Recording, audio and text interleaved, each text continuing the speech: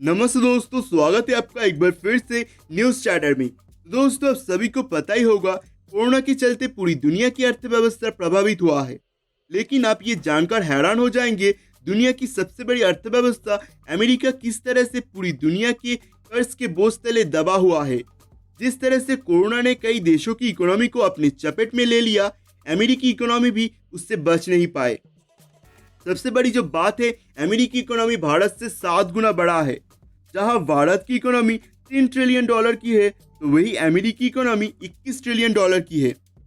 आपको शायद यकीन नहीं आ रहा होगा, लेकिन the economic times, the Hindu, इन सब बड़े बड़े मीडिया हाउस का आर्टिकल आप देख सकते हैं, जिन्होंने इस रिपोर्ट को कवर किया है। चाइना के फैलाए कोरोना वायरस से सब देश धीरे धीरे उभर रहे हैं, लेकिन कुछ देश ऐसे भी है जहां अभी भी आर्थिक गतिविधियां शुरू नहीं हो पाई है।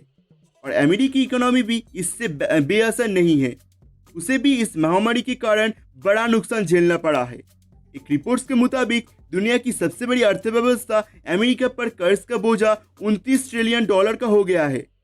भारतीय इकोनॉमी से ये करीब 10 गुना ज्यादा है। और हैरानी की बात यह है कि अमेरिका ने भारत से भी 216 अरब डॉलर का कर्ज लिया हुआ है।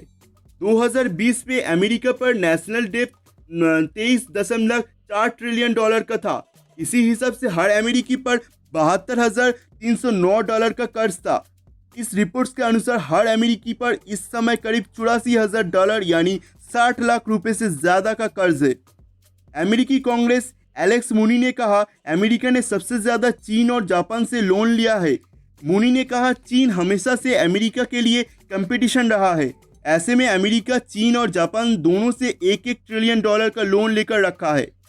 कर्ज के बढ़ते बोझ के ध्यान में रखते हुए मूनी ने 1.9 ट्रिलियन डॉलर का नए राहत पैकेज का विरोध किया है। अमेरिका पर ब्राजील का भी 298 बिलियन डॉलर का कर्ज है। साल 2000 पे अमेरिका पर 6 ट्रिलियन डॉलर का कर्ज था। ओबामा शासनकाल में जो 2 गुना हो गया। इस पर मूनी ने कहा, ओबामा 8 साल तक देश के राष्ट्रपति रहे और उनके टाइम पर देश के कर्ज की बोझ तेजी से बढ़ा।